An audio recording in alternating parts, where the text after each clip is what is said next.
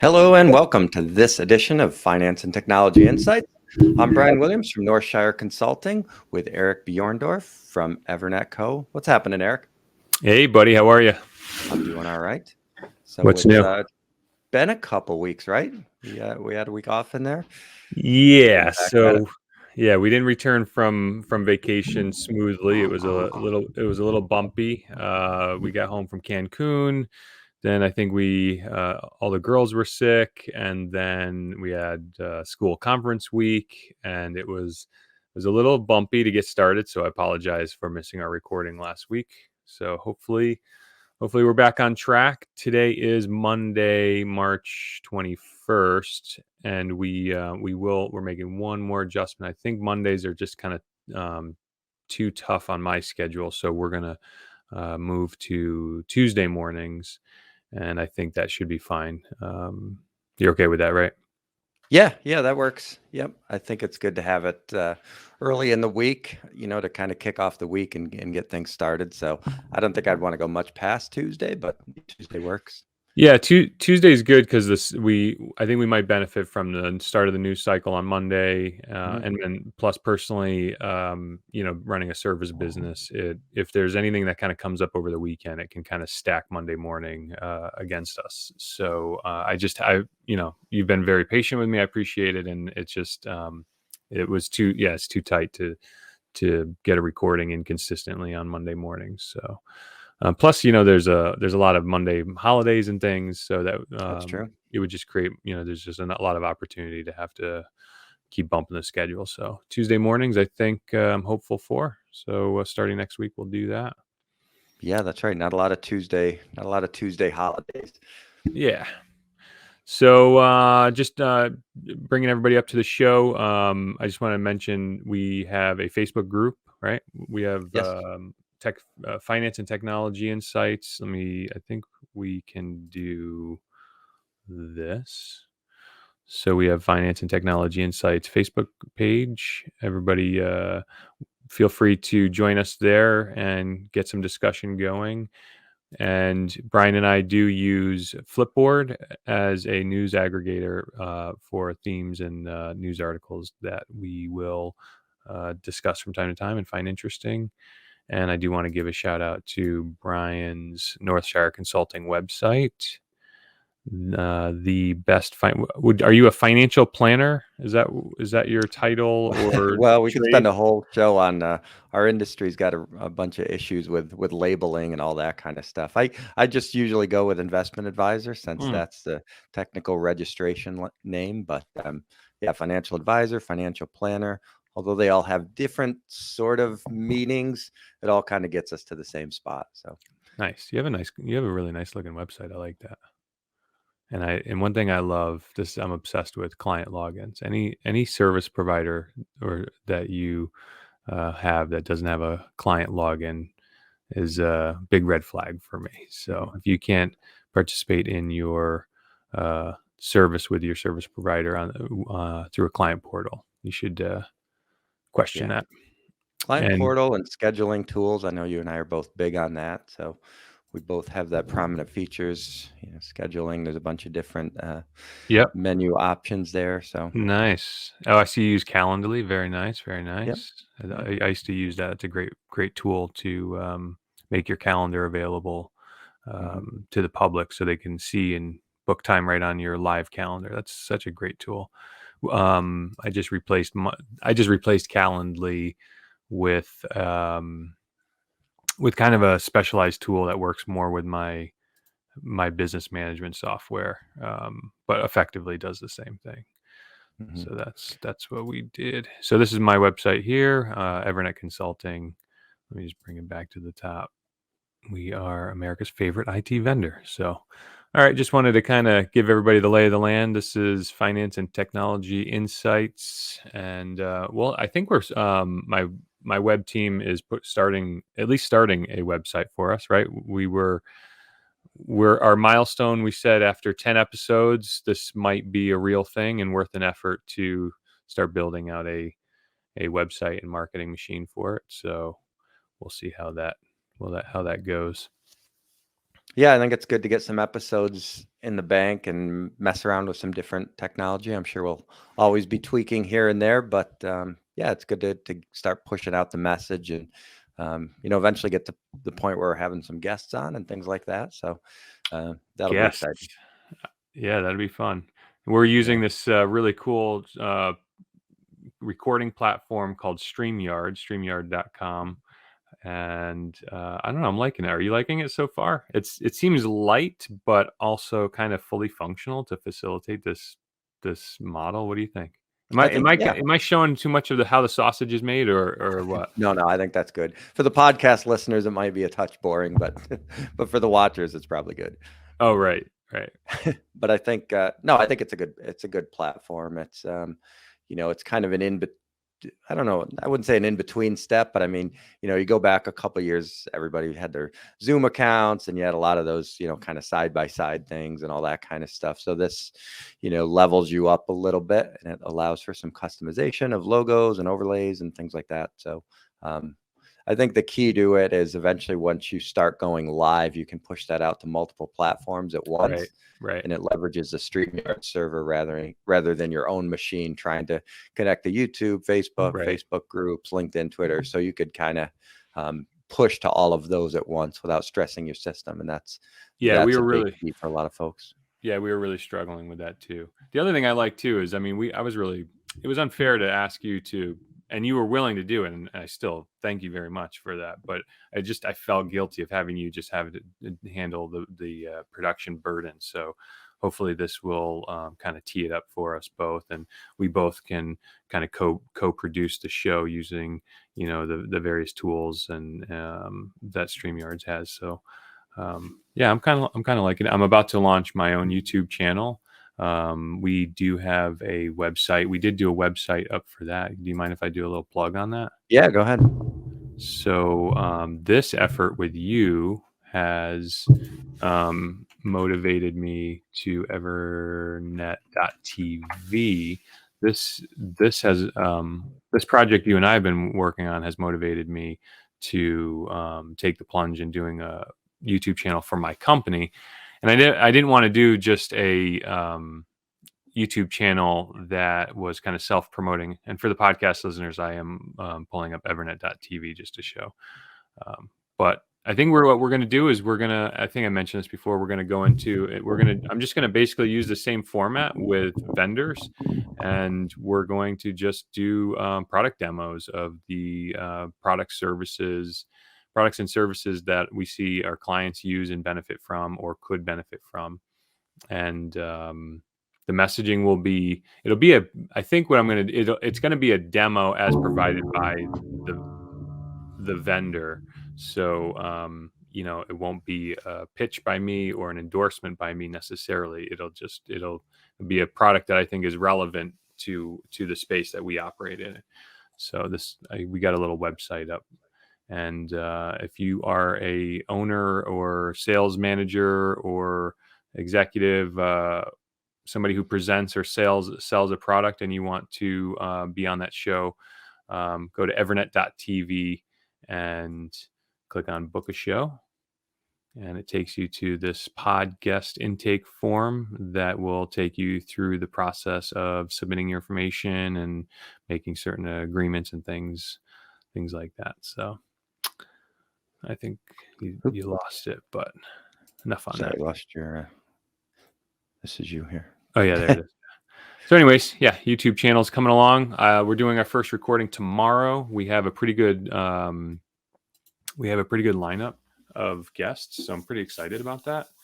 And hopefully that'll bring some value to our current and future clients. That was always my concern. I didn't want to, even doing this with you, I didn't want to do this unless A, it was fun, and B, it had some value. So this project here that you and I are doing, I think, is more of my fun project. I really enjoy you personally, and I really, talking about our respective industries is just fun for me. So It is hopefully, fun. Yeah.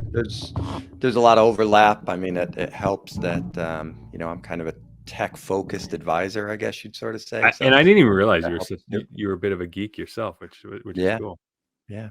So I'll quickly uh I have a show going on tomorrow too, so I'll put that out there. So, from time to time we have part of what we do is obviously reviewing different investments. Sometimes we put them into our portfolio, sometimes we don't. And a little bit much like Eric, one of the things we wanted to do is bring those conversations out and to have kind of a window into the world of some of the questions we ask and what that due diligence process looks like. So an example of that is tomorrow we're having Will Rind on from Granite Shares. So I figured this would be a timely discussion because they are very commodity focused. So we're going to talk a lot about that. We'll talk about some oil and inflation and how that focuses back in. So we'll be pushing that live to our YouTube channel and our Facebook group, both called 401k and beyond. So obviously 2 o'clock in the afternoon doesn't work for everybody, but you can circle back and find those on those platforms. We'll also be, answering some questions that people have submitted already through the group or through email. So that should be pretty good. I'm looking forward to that. And That's cool. And that's going to be right yeah, on your Facebook channel, 401k and beyond. yep, absolutely. And yeah, it'll be good to have Will on. I know he'll add a lot of value there. So that's something we're excited about. Um, Very cool. We're definitely going to add more of those in the future. So, um, looking to, and that'll be something we'll slice up. So, I know we've talked a little bit about that on this show too. I mean, we'll probably be on for, I don't know, half an hour, could extend longer. We kind of left it open ended, but if we can zoom into some good, 1-2 minute content and push those out on Twitter and LinkedIn and, circle back and reference the big show, I think that'll be important. So, Nice. so we're looking forward to slicing that up later as well. Very nice. Very nice. I love it. You've been an inspiration. Your website is being trimmed a little bit on your. Oh, there it is. That shows your website a little bit better on your label there. All right, so that's a little housekeeping. You, me, us. I love it. How was your weekend? What was going on this weekend? Anything? Yeah, this weekend was pretty good. I'm trying to think of what we did. We just tried to be outside. Saturday didn't turn out to be the washout that they thought it would be. So, Did you make it so to that the was pretty good. Hartford So, parade? Are you a parade goer? I it was on our schedule. I wanted to go. I was just, with a 3-year-old, you just don't know. Sometimes I mean, he might love it and it might be the greatest thing, or we might get there and 15 minutes in, turns into a little temper tantrum or Oh, for something, or if the sure. weather's not quite right. So we decided to skip it this time around. He 90% chance he would have been good, but with the weather kind of iffy and whatever, we skipped it. So, but I definitely would like to attend some parades, especially with the St. Patrick's Day stuff next year. Yeah, we have been known to go to the St. Patty's Day parade. It's pretty cool, but we didn't go this year. I'm a bit of a fair weather fan when it comes to parades. If it's not, even the 4th of July parades, I've been known to skip. If it's too hot, if it's too cold, I'm just not into it. Maybe I'm an old fuddy duddy, but I just like, there's nothing fun about freezing your ass off, in March, mid March, because that parade was supposed to go last week, but it Right. got rained out, so it got pushed another another week. But yeah, And we that didn't was end up. part of the factor for us too. We didn't know the quality of it. I mean, a couple of them were kind of thrown together last minute. They didn't know if they were going to have them, and being pushed back a week, we didn't know if they were going to be able to have all the same entrants that they would have had a week before. What we did do is we ended up going Saturday up to Dunkin' Donuts ballpark for Hartford Yard Goats. Kind of had a fan fest, Oh, which was nice. great. $5 parking and then free to enter. And they had the mascots, Chomper and Choo Choo. A lot of the stadium was open access. They did some tours. They had some face painting, some coloring. So we were all over that. We had a Very really good cool. time with that. Yeah, I plan on getting the girls up to the Hartford Yard Goat Stadium this year for sure. I think we like to go to the Wolfpack hockey games. Yeah. But we haven't been able to go to a lot of those. Most of the games are at 7 p.m., and that's a little bit late for us. So I think Mhm. we're grabbing a 3 o'clock game or 1 o'clock game, one of their last games this in I think next month. So we're looking forward to that, and then Okay. I'll finish off our indoor activities, and then we're definitely looking forward to getting up to the Yard Goat Stadium. It's such a nice location, nice venue. So It hopefully is. They that'll did a good job with that. yeah. And we hadn't been there in the first year it started. We had like a mini ticket pack. We had a mini ticket pack for the Wolf Pack at one time too. But so the first year we went a lot, and then after our son was born, and then COVID, we haven't really been back. I don't think. So let's see, what did I do this weekend? So this weekend we didn't do much. I worked a little bit. So we usually typically talk about our weekends and then work backwards about the work week. So last few weeks, I've been trialing and testing a security awareness training platform for my clients. And what that is basically a training platform that we can implement for the organization kind of uniformly, and it will provide all of the employees of a company kind of uniform training material assessments, and we'll be able to kind of report that back into a dashboard and then see kind of at a glance and monitor the performance and progress of at the individual employee level, what their kind of cybersecurity readiness is. The industry at large kind of treats the human component as a spoke on the cybersecurity wheel, so to speak. So we're just addressing that. We've been providing cybersecurity to our clients in the form of kind of a labor-based consultation service. So like a typical help desk ticket or typical billable time service, so to speak, a labor billing item. And while that's nice because it's kind of a one-on-one and human approach, um, it's not a uniform way to ensure that everybody across the organization is being trained uniformly and completely. And it wasn't really measurable too. So instead, working on reviewing products to implement for our clients. And fortunately, we found a product. None of the products are perfect, but no product really is ever perfect. But we're fairly happy with the platform that we settled on. So that was what I was working on last week, definitely. But I've been really kind of working on it the past couple weeks. And over the weekend, I was just putting the finishing touches on some kind of administrative tasks that I needed to do to be prepared for that. So that was my last week. I can see your camera. I can see you getting back in the saddle. Let's see if we do that. And he's back. Do you see me time that perfectly? Yeah, that's good. That's good. So that was my week. How was your week? What's new in business? What's new in Northshire Consulting? Well, I guess the biggest thing last week was so the third Friday of every month, the state of Connecticut holds a public meeting for the implementation of MyCT Savings, which is the Connecticut's mandatory IRA program. So I always hop on those calls if I can. We've been doing those. They've been doing those calls, I guess, since 2016. So they're 6 years into this program, trying to get it up and running. They are close. They're right there. They're in a pilot phase now, and they are bouncing. So they're letting some employers in, and they are. What's it called? My what? So it's called MyCT Savings. They are letting some employers in on a pilot program. So essentially, every business with 5 or more employees is going to be mandated to have a retirement plan for their employees, and that's yep. Is that it there, Bry? The website there.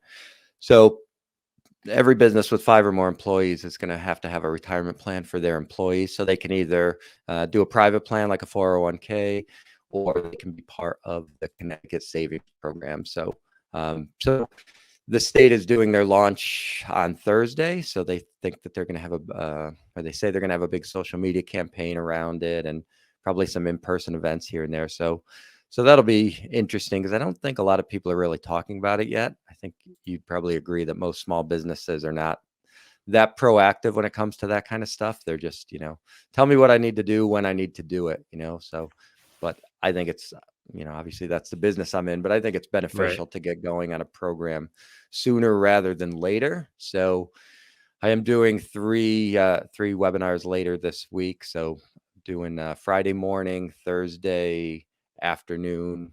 I'm kind of going backwards here, but Wednesday midday, Thursday afternoon, and Friday morning. Those will be live on YouTube and our Facebook page. So Wow. just try to get the message out there. The tricky thing is to try to be, balanced about it, which I think I am. I'm pretty fair in that, try not to make it a political discussion or, why is the state making us do this? The reality is, if you're a business and you're doing the right thing for your employees, this is a complete non-issue. The Right. only issue is businesses that are, not doing the right thing for their employees. So, my opinion would be, if you've got 5 or more employees, you should have a retirement plan for them anyway. There's enough tax credits and incentives, and those type of programs have gotten so much less expensive and more efficient over the last 5 years that, you should be doing something anyway.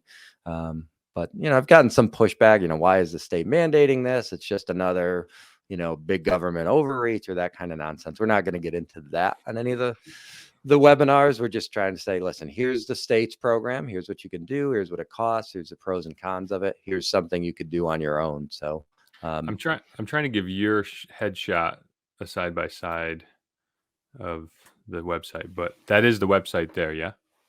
yeah, yep, that is their website there. So, not going to do too many details for this audience, but there's been a bunch of other states who have gone through this process, and there'll be more that roll out this year. Cal Savers, Oregon Saves, they've been out for a little while now. So Great. that's a lot of the work I'm doing this week, is trying to get the messaging out around that, and just to give an advisor perspective. The state is going to give their perspective on their webinars and on their materials, as they should, but and I'm sure there'll be some advisors who come out and, try to bash it or whatever and make it a sales piece. I'm just trying to go right down the middle and say, here's what they're doing. Here's what you could do on your own, and just make it educational. I think that'll add more value than trying to put out a bunch of sales pieces. Yeah, I mean, it sounds like you're bringing education to the people. So I think Mhm. that's never a bad thing. So if the state has a program that's required or up and coming, you bringing it to the information out, and that's Mhm. useful in any capacity. So that's cool. Sure. Yep. Very cool. Very cool. So what else you want to talk about? What's in the news?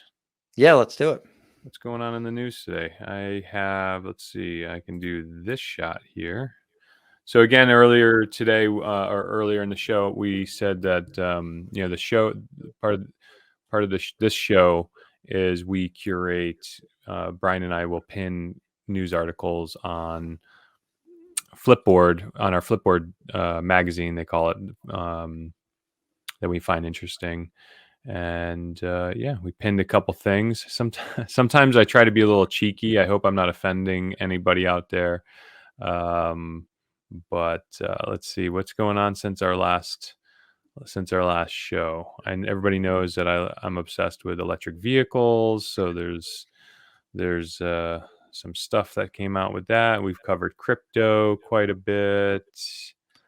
Yeah, I think the Um, Mercedes story is kind of interesting. I mean, it seems like that would be the easiest way to go for cars that are testing, driverless. Would be, you're stuck in traffic, inching along.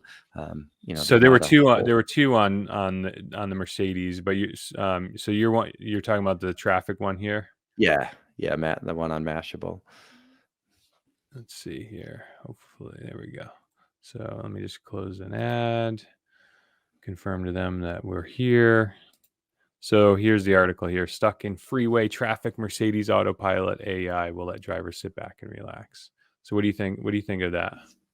No, I think, well, obviously it's a good thing, but you see all the technology of the autonomous vehicles driving around through traffic, making left-hand turns and trying to park. But this seems like the most obvious use case. You're stuck in traffic. You want to just sit back and kind of put it on autopilot as you kind of inch along, and that what are your thoughts on it?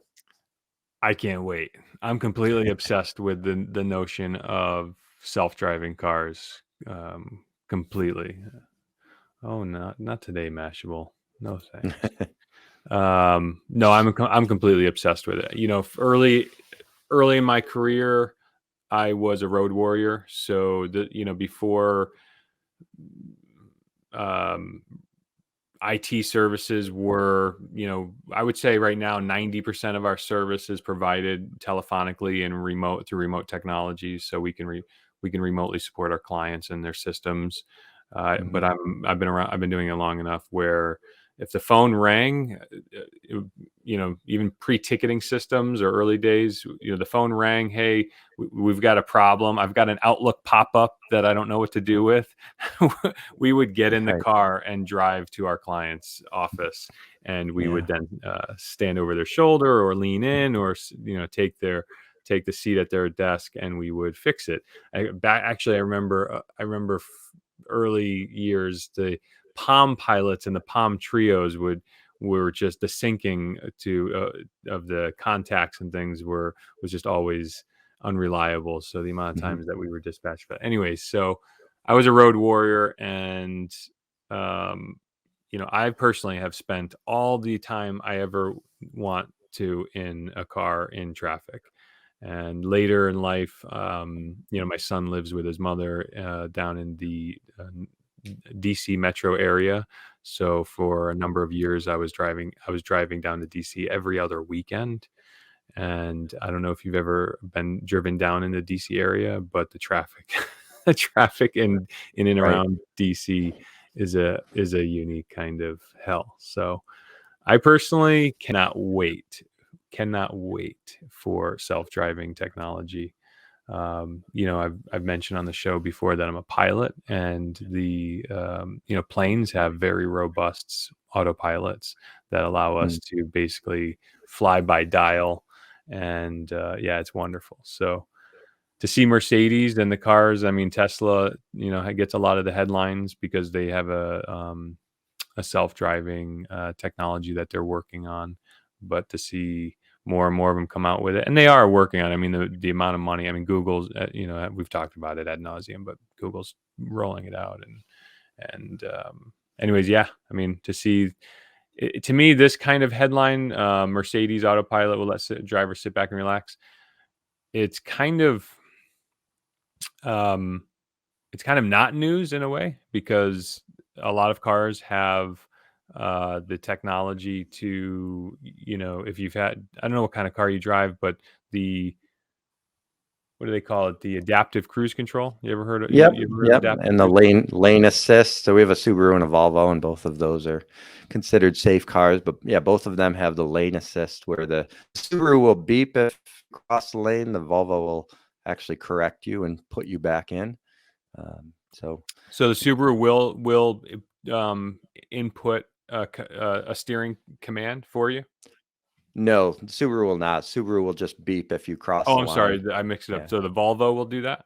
Yep. The Volvo Volvo will will give you a auto little. correct Is you. it a little suggestive tug, or is it an actual corrective steer? It kind of vibrates a little bit and then pushes you back in. So obviously if you the one thing it forces you to do, interestingly enough, is to put your signal light on, which I'm pretty good about anyway. But if you picture yourself driving down the highway and you try to switch lanes without your signal light on, it's going to sort of force you to stay in your lane. But if you have your signal light on, it overrides that and lets you cross lanes. So it kind of is a 2-for-1 there, where it forces you to put your signal light on. Nice. Yep. So that's cool. Yeah, I dream. I literally spend too much time daydreaming about the day when we can just, I mean, we have Amazon Echo devices all over the house, and we've got, we're an Apple family too. So I mean, most of us by now have some sort of smart assistant surrounding us. And I don't. Do you have an Echo by I chance? don't. Nope. You don't have an Echo? That's where my line stopped. You're like, I will stop. use the Google Assist on my phone sometime, but I don't like the whole house always listening kind of thing, which Okay, you'll okay. read for a little bit. You can. This is actually an old feature. It came out quite a couple of years ago, but you can actually order an Uber from the Amazon Echo. I'm not going to say her name. Everybody knows her name, but you can order an Uber. And it's really Mhm. fascinating because once you get it set up, you can say, hey, order, call an Uber, Sure. and, it's just the technology is just present where if, when these self-driving cars kind of come out, the Uber will be driverless. And then, Right. if have you taken an Uber before? I have. Yep. Yeah, so the price, 80, I think they say 80 or 90% of the cost of your Uber ride pays the driver. Hmm. And when you remove the driver, you can imagine the price per mile driven in an Uber, self-driving Uber, will go down to the point where it will be cheaper per mile to commute and drive wherever you want to go, even if it's mundane mall trips and downtown trips or shopping. It will still be cheaper per mile to travel that way than to own your own vehicle. Oh, for sure. Yeah. So this all this technology, and this is where my obsession comes in. I just dream about that day where you just say, Amazon Echo or Google, hey Google, order me a ride, we're going to the mall, Hmm. and then 10 minutes later you have the thing will chime and say your car's outside, and then Right. you get in and you drive the cheapest mile you've ever driven in a car where you're still, you're relaxed and Hmm. comfy and spending time with your friends and family and still emailing and texting all safely. And by the way, everyone around you by then will have been realizing that those benefits. So all of the traffic around you, or most of the traffic around you, will be moving slower and safer and less erratically. So, anyways, all this, I'm way off the track here, but yeah, just anytime I see a headline moving the self-driving future forward is one that I completely Yeah. subscribe to. Right. And we're definitely at peak auto, right? Like there will never be probably more cars on the road than there are now. Like car ownership will be, it'll kind of be a joke at that point. I mean, you think about even people that drive a lot, if you're driving 2 hours a day, your car is still useless 22 hours a day. Oh yeah. So you're either going to take your car and put it on an Uber platform and rent it out, similar to what you would do, on a Airbnb or something like that. And your car will be running errands for you, making money while you're not using it, or you just won't own a car, so Yeah, I think those will. that'll be the transition, right? I mean, you'll be able to profit share your asset like you do your house with an Airbnb.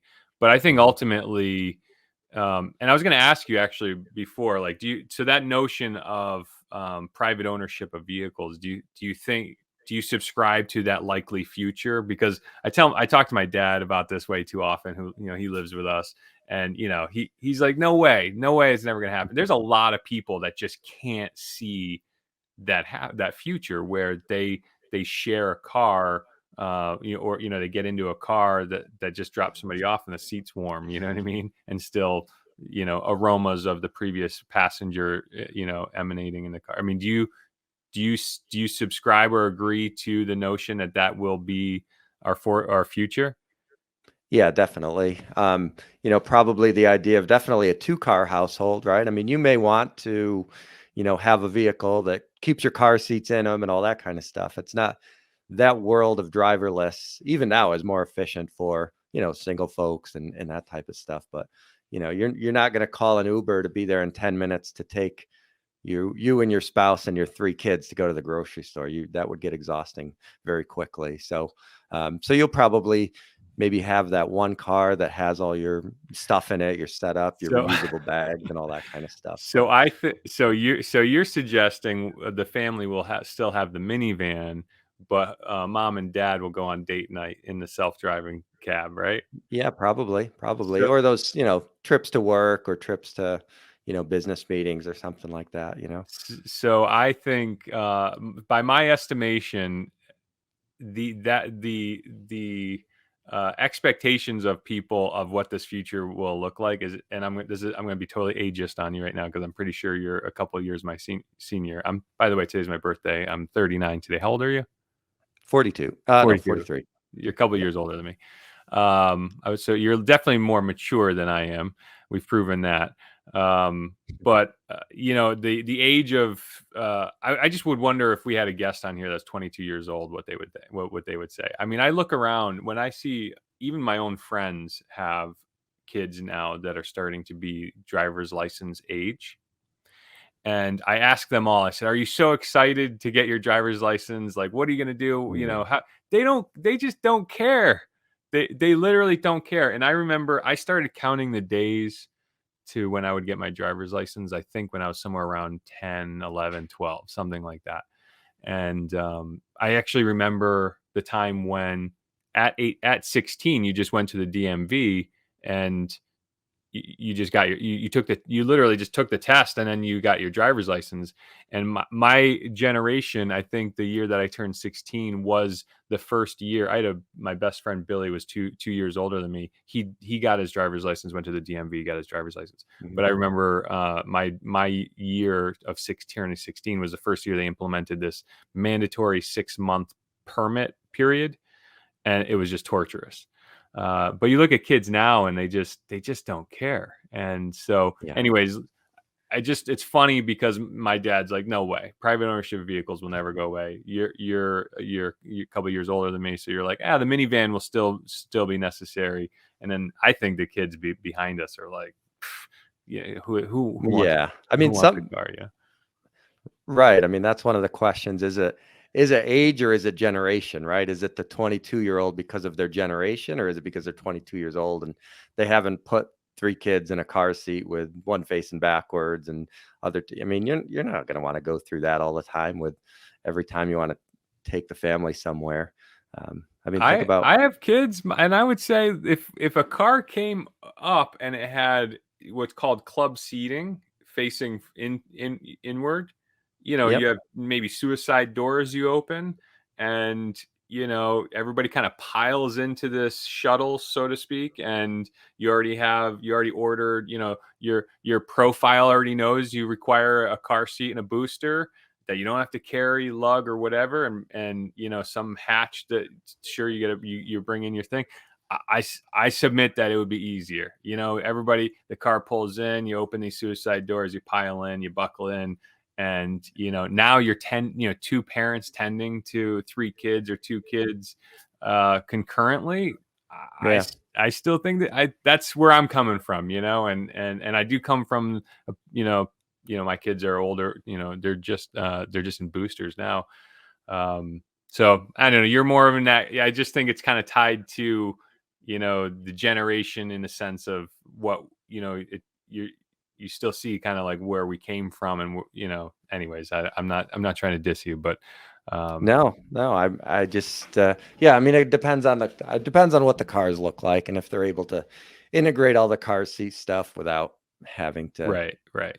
And my yeah. dad I mean says it like, "Hey, what about Home Depot? You want to go get a couple sheets of plywood at Home Depot?" And I told him, the Home Depot will load the plywood and send a cabless Oh, for platform sure. kind Yeah, of that's not. pickup, you know what I mean, to you. And he goes, "Well, what if I want to go look at the wood myself?" It's like, okay, well, you take the self-driving cab to Home Depot and it drops you right at the front door. And then you walk through, you pick your products, and to some degree, whatever, you walk it out, or and they load it into the platform, and they would almost certainly have you can imagine like this 2 or 4 seat cab with the flatbed that will bring your product to you, and you unload it, and then the thing leaves. I mean, it's Yeah. Well, that's not even a driverless discussion. I mean, that's almost a now thing anyway. I mean, Home Depot rents those trucks for like 20 bucks an hour. It's worth getting those just to not mess up your car. I mean, exactly.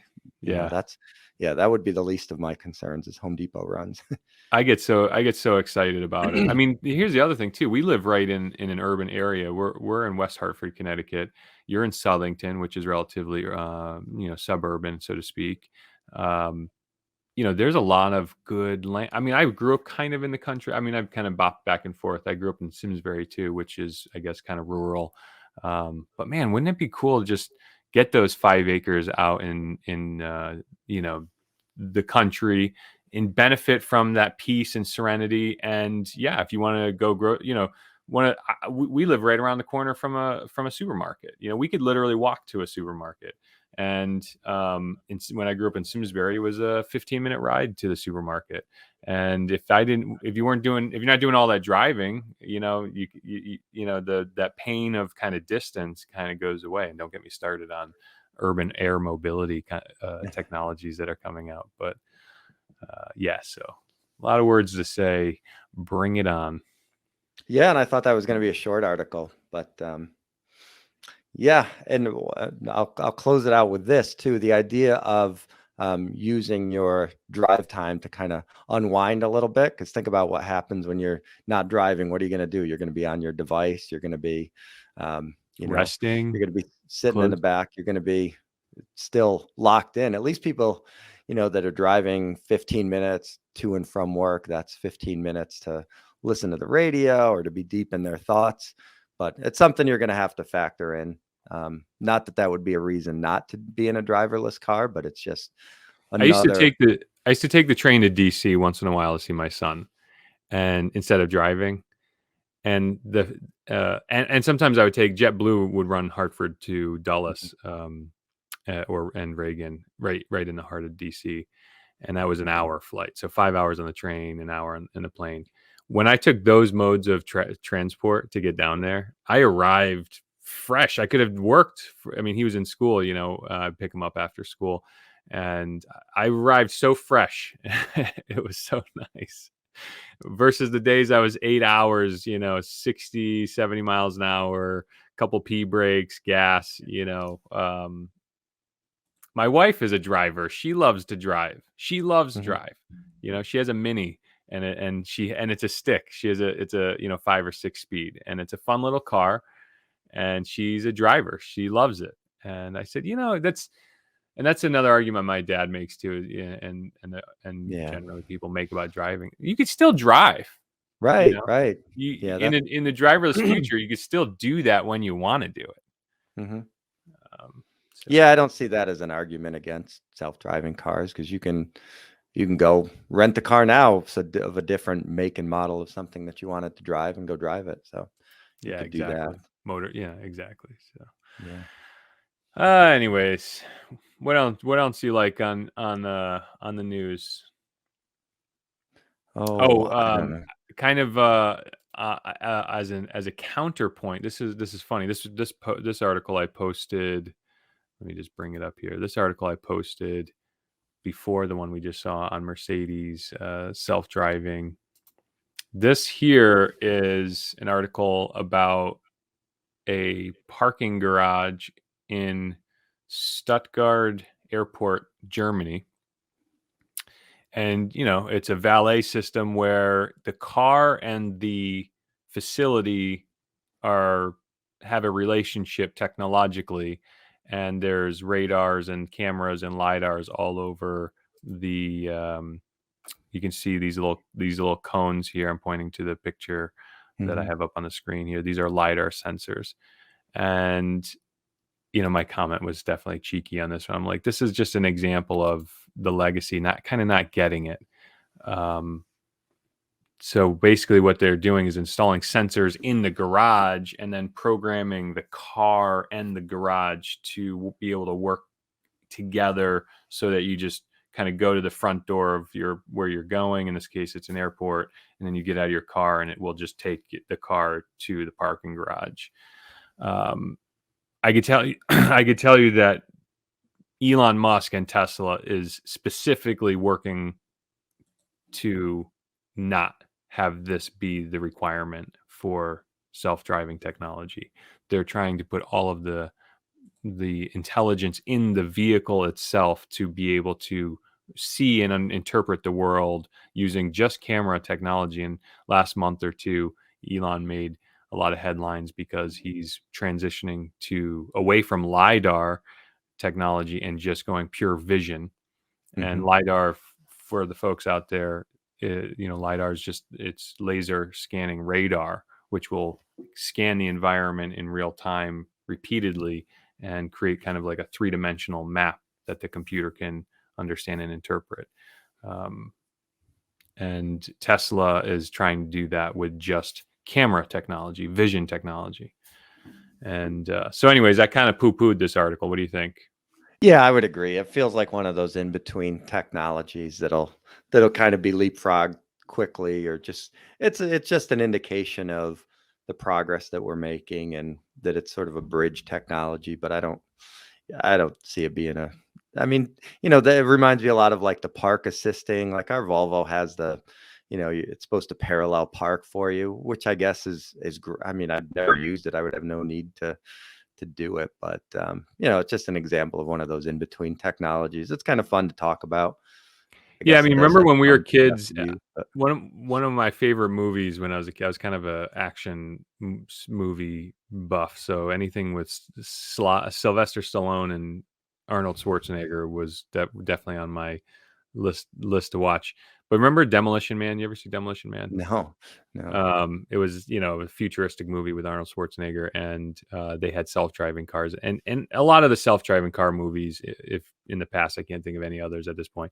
They all Jurassic Park. I don't know if you like Jurassic Park. Yeah.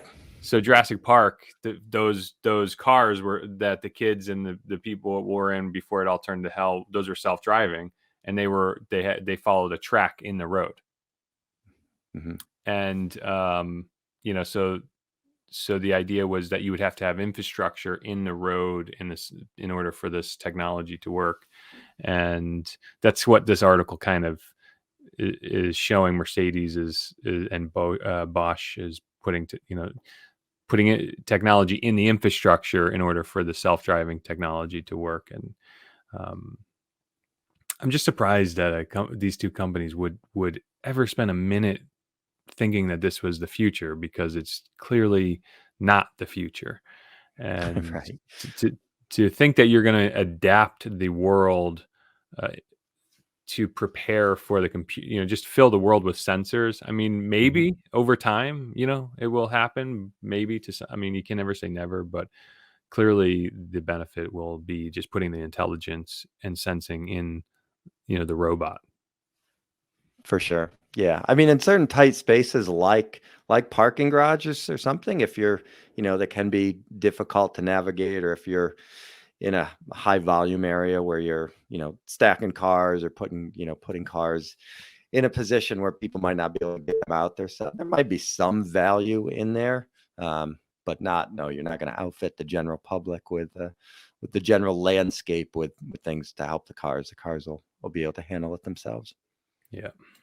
All right. So we're in agreement with that.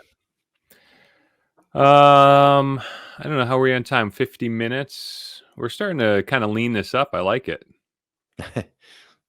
Yeah. You want to We you got want the daylight savings time. We could talk about that. daylight savings? Yeah, there was an interesting. And where was that? Did I pin something on that? Yeah, you did. It's down a little bit. Bit further. Yes, You had yes. some from And CBS. this is another concept that I'm obsessed with. Go ahead. Tell us what we got here. Well, so this is the idea of making daylight savings time permanent. So we're no longer switching the clocks. We just kind of set it and forget it, which another one of those things that sort of factors in if you've got kids or pets or whatever, you have to plan a couple days in advance. But Where are yeah, you? I guess Where are you on this issue? yeah, I'm okay with it. I don't like the idea of messing with the clocks, twice a year.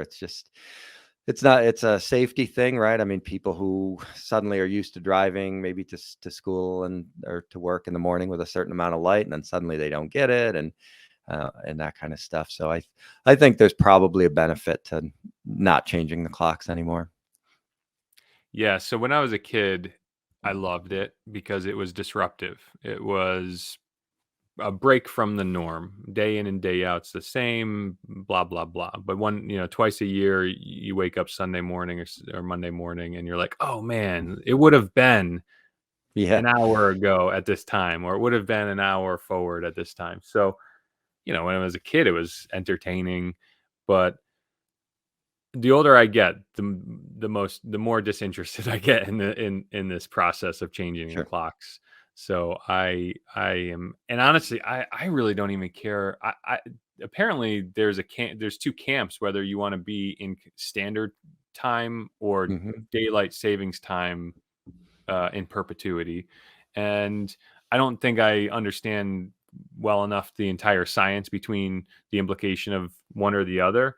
I just want the clock to stop changing. I don't know Mhm. why the scientists can't govern time in more of an analog capacity, to be honest with you. Like, why can't we just kind of like have the systems continually change, um, so it's not so impactful, I guess? Or like, Mhm. why? And then the other thing too with the time zones, the time zones. If you ever looked at the map of the time zones, they're all chiseled. And Sure. CNN, I think, covered it last night. I saw that, for folks in Michigan versus the folks in New York City, Mhm. they'll have darkness until 9 o'clock or 8:59 versus 7:59. I think on either edge of a time zone.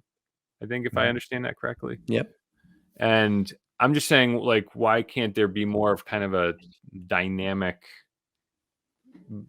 gradient of time so that it's just so it's less emotional. But either way, I think I am not a fan of the time changing, even to the most recent one. I actually felt it. I mean, are you impacted by the time change? Yeah, I think so. Your body is I mean, I think it's a good reminder that your body is more in tune to natural forces, which is kind of cool, I guess, in a way. That you're sort of more locked into the environment than what your clock says. But yeah, I mean, anybody would, I remember, when we had our dog, we'd, the 4 or 5 days, we'd move his eating time 10 minutes or so. You'd have to kind of plan a few days in Right, advance. right, We were pretty regimented with stuff like that, but yeah, it is kind of a pain. And you learned, Arizona is one of those states that actually doesn't change their clock. So part of the year they're on mountain, part of the time they're on right. Pacific. And I always notice that because so I'm a Brewers fan, and they do their spring training in Arizona. So the first half of spring training, their games are at 3 o'clock Eastern, and then after the clock change, they're 4 o'clock Eastern because we shift and they don't. So it's just kind of a pain to you know go through things like that, and it's not all that necessary, I don't think. Yeah, I agree. I agree. So this article is from CBS News, but I think everybody pretty much covered it. This was dated on the 15th of March. Senate Hmm. passes bill to make daylight savings time permanent in 2023. I think, according to the article, is unanimous. The Senate on Tuesday unanimously approved a bill. So that Hmm. am I? Let me refresh me on the definition of unanimous. That was everybody in the Senate, both the left and the right. Yes, yeah, I mean, that's which pretty is telling. very rare, very rare these days. If you think, um, you know, I Go know ahead. you're not a. I think we mentioned the show Veep before. You weren't a Veep watcher. I started it, but I didn't get through it.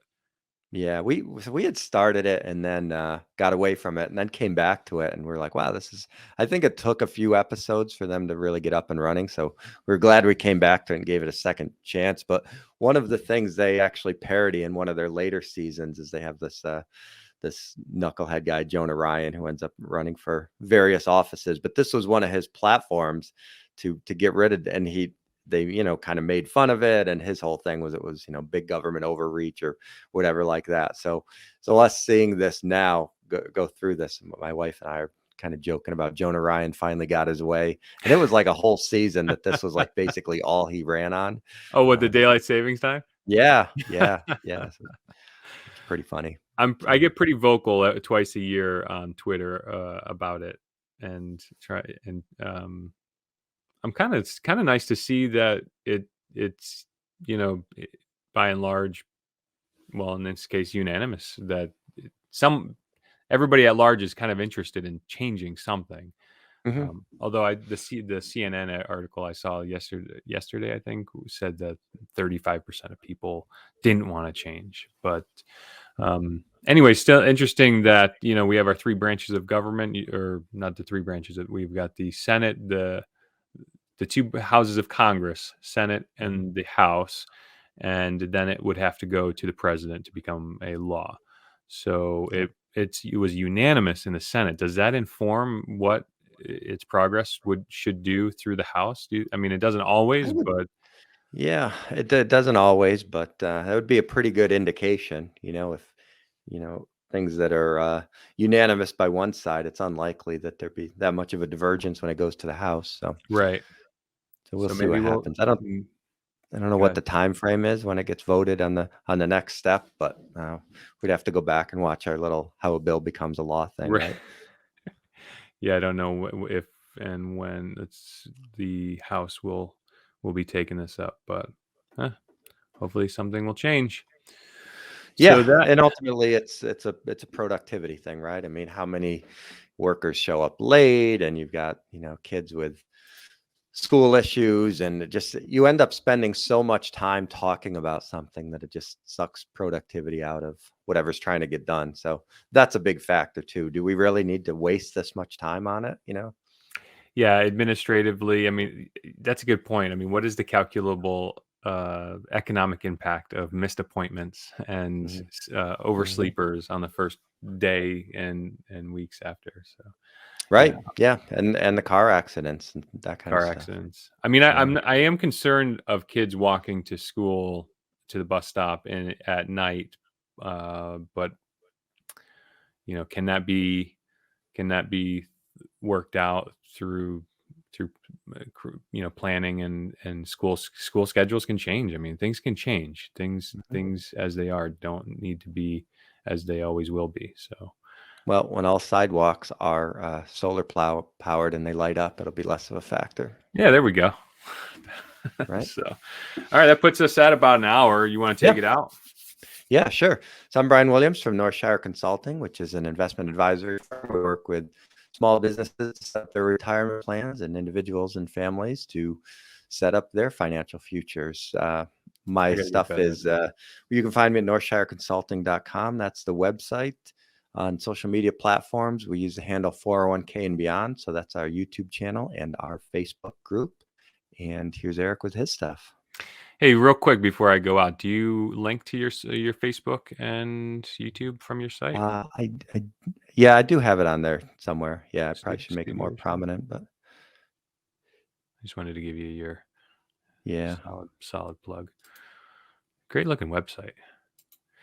So, yeah, great show. I am Eric Buhrendorf, the CEO of EVERNET Consulting. We're an IT company that provides IT services and consulting, cybersecurity, hardware, software sales, and support for your businesses. My website is evernetco.com. If you're interested in a conversation, just go to our website and schedule a time right at the very bottom here. I'm showing on the screen. Just schedule a discovery call. This is my calendar, and it will give us a one-to-one FaceTime, meeting to see what if anything we can do to help you with any of your pain points. And one thing I always like to troll my competitors about is I put my pricing right on my websites. How many Mhm. IT companies do you know that put their pricing on their website? Not many. So, yeah, Yep. that's There you go. us. I think we're All getting right. better at this. What do you think, Bry? Yeah, I think so. Yeah, I think so. Moving to Tuesday next week, so we'll see you at Tuesday at 10 o'clock. Tuesday at 10 o'clock. Have a great week, guys.